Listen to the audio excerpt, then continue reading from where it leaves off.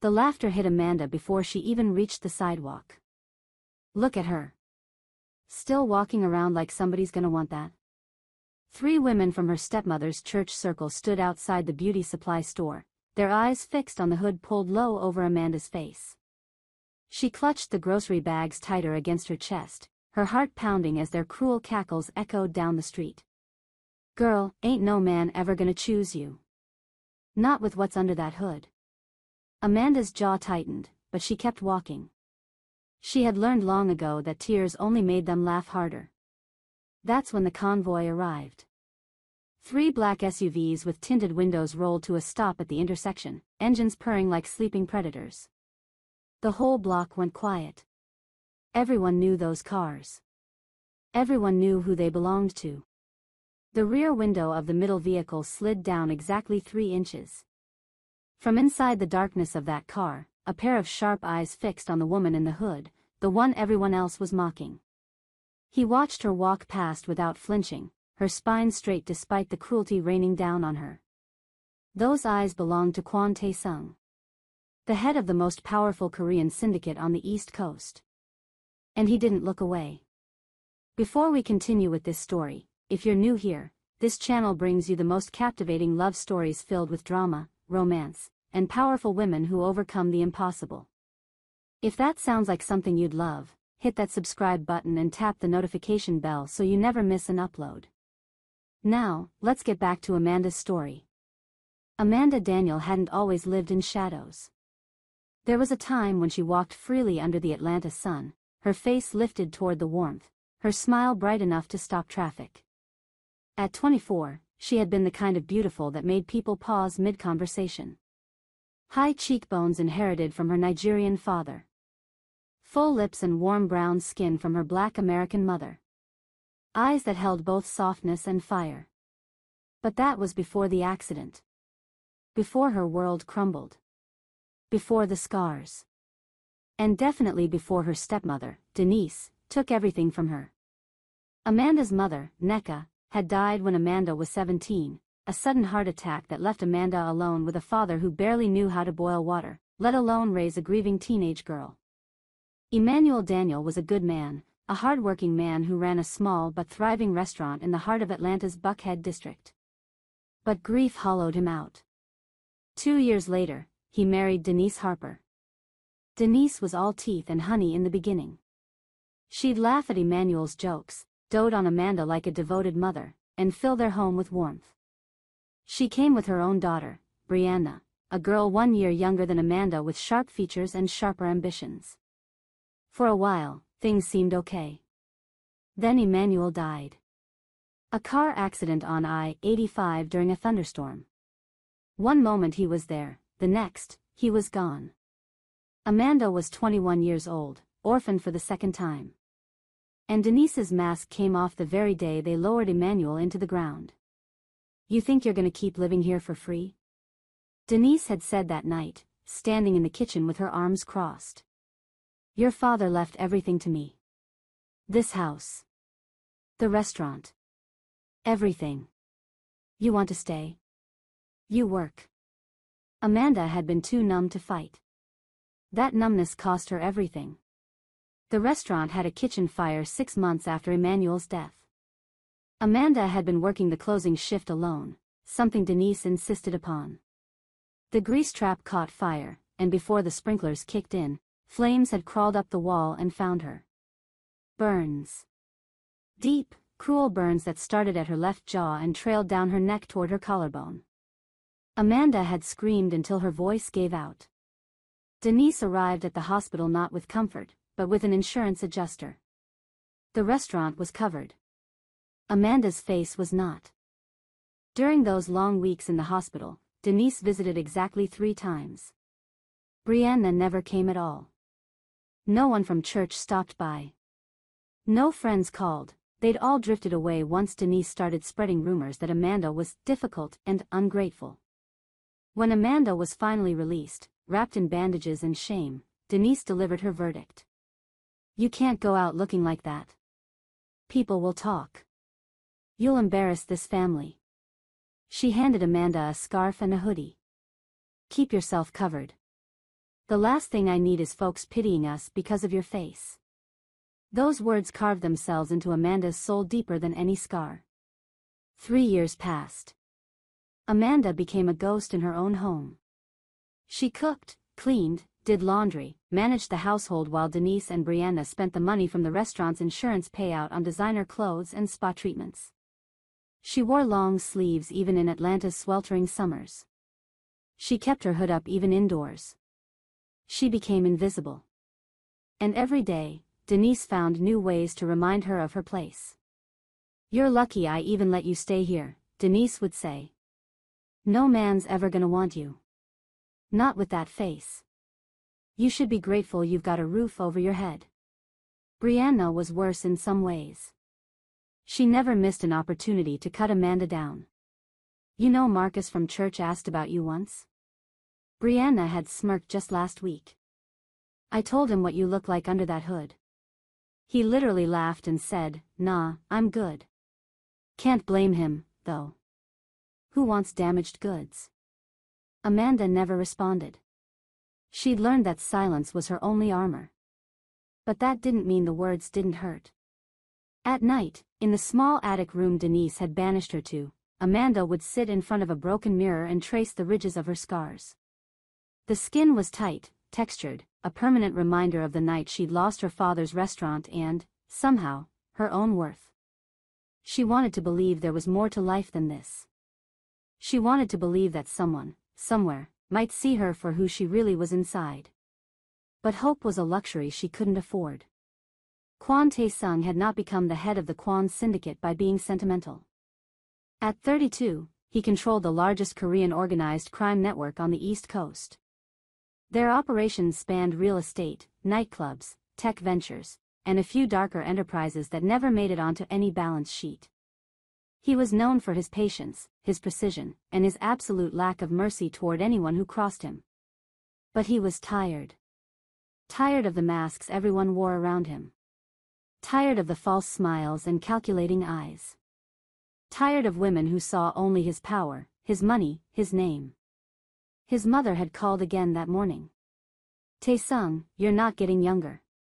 Your father chose me when I was working in a fish market.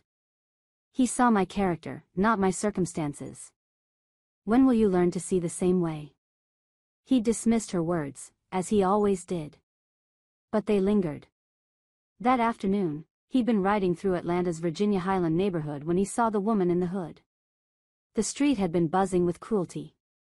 A group of women, dressed like they were heading to Sunday service, surrounded a single figure. The insults were loud, vicious, meant to wound. Yet the woman didn't run. Didn't cry. Didn't beg. She walked. Straight-backed. Unhurried. Dignified despite the poison being thrown at her. Tae-sung had ordered his driver to slow down. His right-hand man, Jung-go, had raised an eyebrow. "Boss?" "That woman," Tae-sung murmured, watching her disappear around a corner. "Find out who she is." Jung-go didn't ask why. He never did. Within 48 hours, Tae-sung knew everything. Amanda Daniel. 27 years old. Orphaned twice over. Burned in a fire 3 years ago. Now living as an unpaid servant in her stepmother's house. But it was one detail that made Tae-sung's jaw tighten. "The fire," Jung-go reported carefully. "Our contact at the fire department pulled the old files. The grease trap that started it? It had been tampered with. Someone removed a safety component." Tae-sung's eyes went cold. Someone? The stepmother had sole access to the restaurant keys that week. And the insurance payout? She collected nearly $200,000. Tae-sung leaned back in his chair, processing this. A woman deliberately harmed. Burned. Silenced. Erased from her own life. He'd seen cruelty before, he lived in a world built on it. But there was something about this particular injustice that ignited something unfamiliar in his chest. He wanted to meet her. Not as Kwon Tae-sung, the syndicate boss everyone feared. But as a man. Just to see what she was really made of. 3 days later, Amanda was running errands near Piedmont Park when she heard the groan. It came from a narrow alley between a dry cleaner and a closed-down bookshop. Most people would have kept walking. Atlanta's alleys weren't known for their safety. But Amanda had spent 3 years being invisible. She knew what it felt like to need help and find none. She hesitated, then stepped into the shadows. A man was slumped against the brick wall, one hand pressed against his side. He wore plain clothes, dark jeans, a simple gray hoodie, no jewelry. His face was partially hidden by the angle, but she could see blood seeping between his fingers. Amanda's heart seized. "Sir? Sir, are you okay?" His head lifted slowly. Dark eyes met hers, sharp despite the pain etched into his features. He was Asian, she realized. Korean, maybe. Young, but with a hardness that spoke of a life she couldn't imagine. "You should go," he said in accented English. His voice was strained but controlled. "This isn't your problem. You're bleeding." "I'm aware." Amanda was already kneeling, pulling off the light jacket she wore over her hoodie. "Let me see." He caught her wrist before she could touch him. His grip was surprisingly strong for someone who looked half-conscious. "I said go." "And I said let me see." Amanda met his gaze without flinching. "I'm not leaving you here to bleed out in an alley. So either you let me help, or you can explain to whoever's looking for you why you're still lying here in an hour." Something flickered in his eyes. Surprise, maybe. Or curiosity. Slowly, he released her wrist. Amanda worked quickly. The wound was a gash across his ribs, deep but not life-threatening if it was treated soon. She used her jacket to apply pressure, her movements calm despite the blood. "You need a hospital," she said. "No hospitals." "Then you need someone who can stitch this." "I have people." "Then why are you here alone?" He didn't answer. His eyes stayed fixed on her face, or rather, on the hood that still covered most of it. She could feel his gaze tracing the shadow where her scars began. Self-consciously, she tugged the fabric lower. "Why are you helping me?" he asked quietly. "You don't know who I am." Amanda pressed harder on the wound, focusing on her hands instead of his question. "Doesn't matter who you are. You're hurt. That's enough." The man studied her for a long, silent moment. Then, impossibly, he smiled. It was a faint thing, barely a curve of his lips. But it transformed his face, softening the sharp edges. "What's your name?" She hesitated. No one had asked her that in months. "Amanda." "Amanda," he repeated, like he was tasting the syllables. "It suits you." "And you?" Another pause. Then, "You can call me Sung." Over the following weeks, Sung appeared in Amanda's life like a ghost she couldn't quite shake. The first time, she found him waiting outside the grocery store she frequented, leaning against a car that looked far too expensive for the neighborhood. "You," she said, stopping short. "Me," he agreed. He looked healthy now, no trace of the wounded man from the alley. But his eyes held the same quiet intensity. "How did you find me?" "I'm resourceful." He pushed off the car and walked toward her. "I wanted to thank you properly. You saved my life." "I applied pressure to a wound. That's basic first aid. Most people would have walked away. You didn't." Amanda shifted uncomfortably. "It's not a big deal."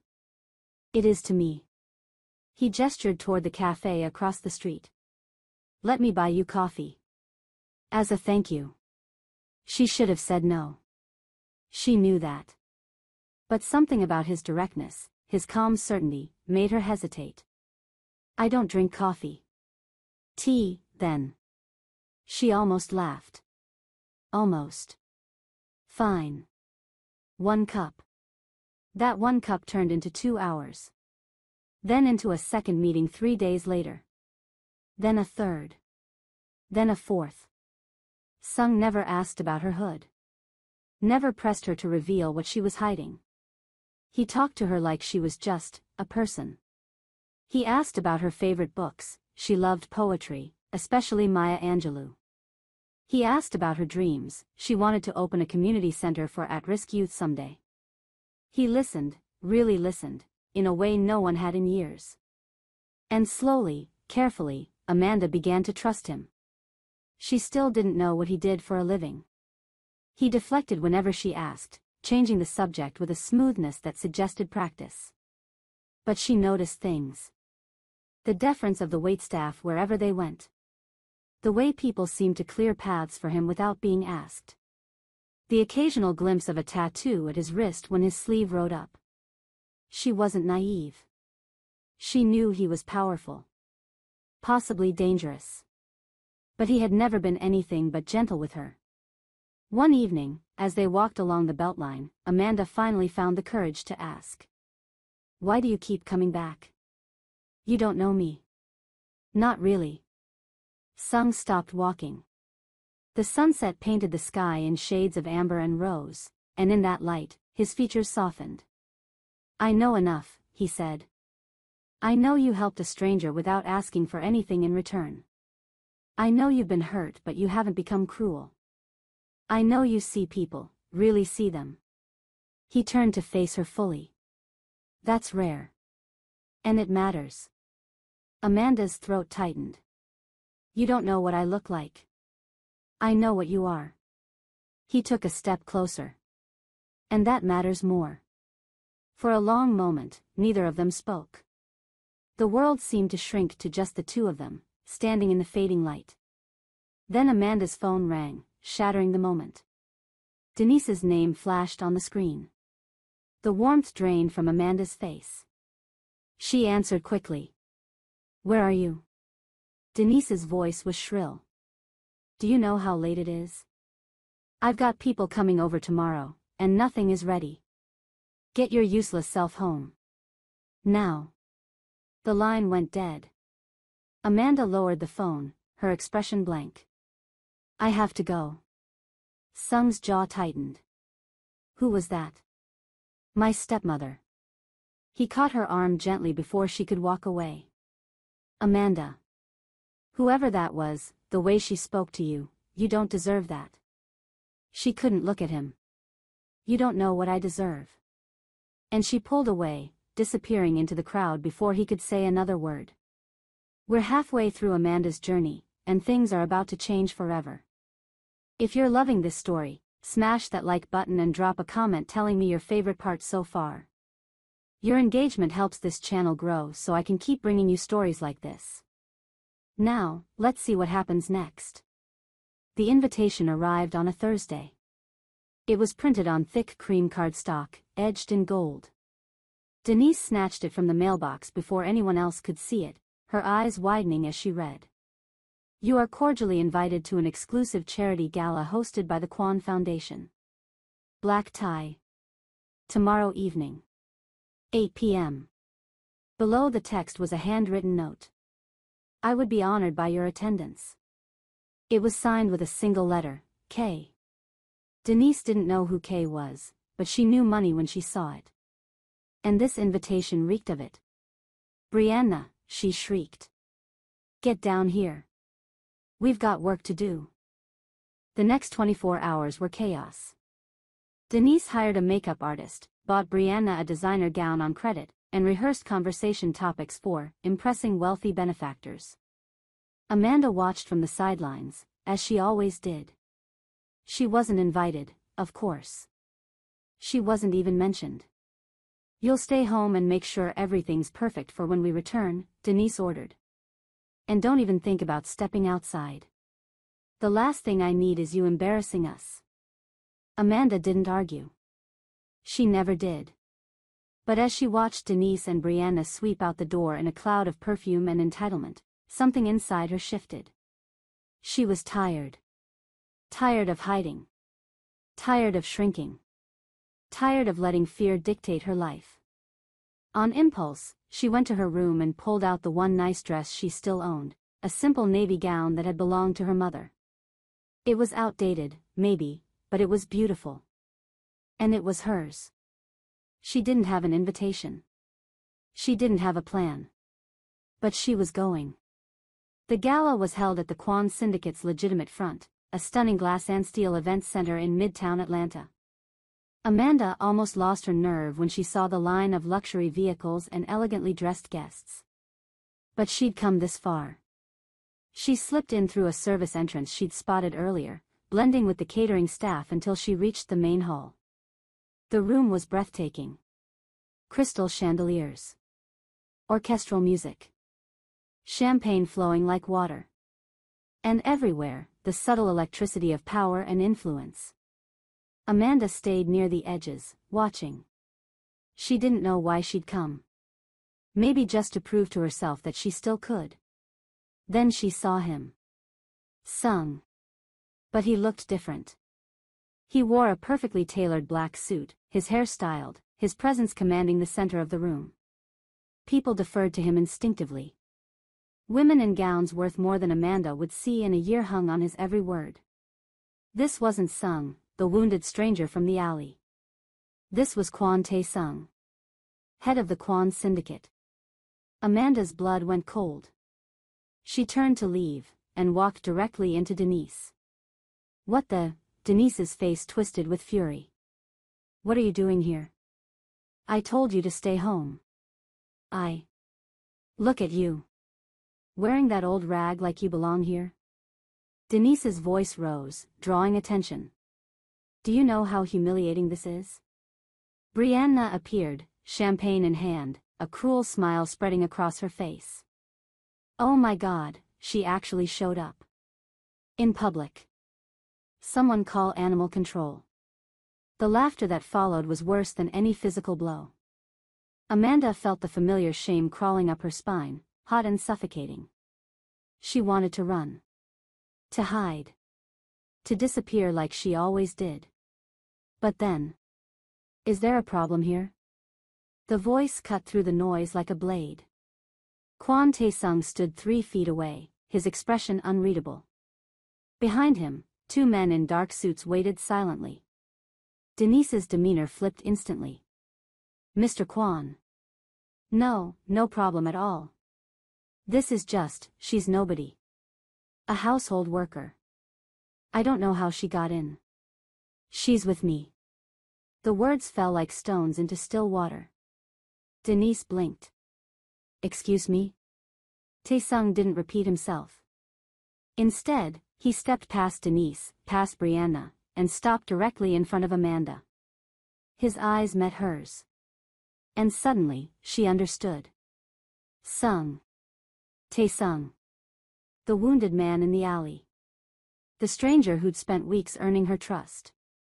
He'd known. He'd known everything. You. She whispered. Me, he said softly. That familiar faint smile touched his lips. I told you I was resourceful. He extended his hand. Dance with me? The room had gone silent. Every eye was fixed on them. Denise's face had turned an alarming shade of purple. Brianna's champagne glass had stopped halfway to her lips. Amanda stared at his outstretched hand. This man, this powerful, dangerous, impossible man, was choosing her. In front of everyone. Slowly, trembling, she placed her hand in his. They danced. The orchestra played something slow and elegant, and Amanda let Tae-sung lead her across the floor, acutely aware of the whispers following their every step. You're angry, he murmured. You lied to me. I omitted. There's a difference. Is there? He spun her gently, pulling her close enough that she could feel his breath against her temple. I wanted you to know me. Not my name. Not my power. Just me. His voice dropped. When I saw you that day on the street, the way you walked through their cruelty without breaking, I knew you were different. Then you saved me without expecting anything. You talked to me like a person, not a position. Do you know how rare that is? Amanda's eyes stung. Why me? You could have anyone. I don't want anyone. He stopped dancing, his hands still holding hers. I want the woman who sees people for who they are. I want the woman who hasn't let the world's cruelty make her cruel. I want you, Amanda. Every part of you. You haven't seen every part of me. The words slipped out before she could stop them. Taesung's gaze softened. I've seen enough. But if you want to show me, if you're ready, I'm not going anywhere. Amanda felt the weight of the moment pressing down on her. 3 years of hiding. 3 years of shame. 3 years of believing no one would ever want to look at her. She reached up with shaking fingers and lowered her hood. The gasps were immediate. She heard Denise's voice somewhere in the crowd, "Oh my God, look at her face." But it sounded far away. The scars were visible now, trailing from her jaw down her neck, textured and raw against her dark skin. This was her truth. Her damage. Her reality. Taesung didn't flinch. He didn't look away. Instead, he raised his hand and gently, so gently, traced the edge of her scar with his fingertips. "Beautiful," he said. "Every inch of you. These marks. They tell me you survived. They tell me you're stronger than anyone in this room. Never hide them from me." Amanda broke. The tears she'd held back for years finally fell, streaming down her face as sobs racked her body. She'd carried this weight for so long, and for the first time, someone was helping her set it down.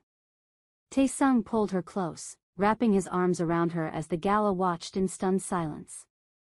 "I've got you," he whispered. "I've got you." The aftermath was swift. Taesung had done his research. He knew about the tampered grease trap. He knew about the insurance payout Denise had collected while Amanda suffered. He knew about 3 years of servitude and emotional destruction. And Kwon Taesung was not a forgiving man. The next morning, Denise woke to find 2 attorneys on her doorstep with a civil lawsuit for fraud and intentional infliction of emotional distress. The evidence was irrefutable: fire investigation reports, financial records, testimony from former restaurant employees who'd been too afraid to speak before. But Taesung didn't stop there.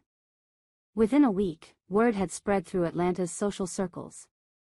The charity gala's attendees talked. The church members who'd once laughed at Amanda now whispered in horror about what Denise had done. The insurance company launched its own investigation. Denise's carefully constructed world crumbled. Her bank accounts were frozen pending the investigation. Her house, the house that had belonged to Amanda's father, was discovered to have significant financial irregularities in the deed transfer. Brianna's credit cards stopped working. Their invitations dried up. Within a month, Denise was facing criminal charges. Not through violence. Not through revenge in the shadows. Through truth. Through justice. Through the system Taesung knew how to manipulate better than anyone. When Amanda asked him why he'd done it that way, legally, publicly, he'd simply said, "You deserve to be vindicated in the light. Not in the dark." The healing wasn't instant. It couldn't be. 3 years of trauma didn't dissolve overnight just because a powerful man chose her. Amanda knew that, and more importantly, Taesung knew it too. He arranged for her to see specialists, both for the physical scars and the emotional ones. The best dermatologists in the country examined her burns and developed a treatment plan. Slowly, with advanced procedures and time, the texture of her skin began to smooth. The angry redness faded. But it was the therapy that made the real difference. Amanda sat in that office week after week, unpacking years of shame and self-hatred. She talked about her mother's death. Her father's absence even before he died. Denise's cruelty. The fire. The loneliness. She talked about what it meant to believe you were unlovable, and what it meant to have someone challenge that belief. Taesung never rushed her. He never demanded more than she could give. He was simply there. Present. Patient. Waiting for her to find her own strength. Some nights, she'd wake up from nightmares and find him sitting in the chair beside her bed, working on his laptop like he'd been there for hours.